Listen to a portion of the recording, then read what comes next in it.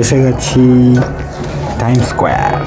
আরে না না, এটা নিউ ইয়র্ক টাইম স্কোয়ার না, এটা কলকাতা টাইম স্কোয়ার, সেক্টর 5। ওই অফিস থেকে একটা আউটিং ছিল, খাওয়া দাওয়ার ব্যাপার, চলে গেছিলাম বারবিকিউ নেশনে, সেক্টর 5 SDF-এ। ভালো, আগেও গেছি, কিন্তু খাওয়া দাওয়া সব সত্যিই ভালো। এই ছোটোখাটো অ্যারেঞ্জমেন্ট, না না, ছোটোখাটো বললে লজ্জা দেওয়া হবে, যথেষ্ট বড় অ্যারেঞ্জমেন্ট।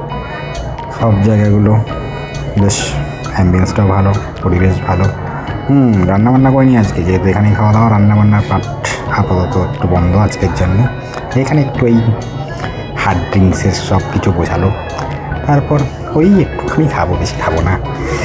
ব্যাস চলে এসছে শিকের মধ্যে পনির, আনারস, চিকেন, মাছ এইসব দিয়ে, এইগুলো করে দেখে লোভ লাগছে ভালোই। হ্যাঁ হ্যাঁ, খাবো তো বটে।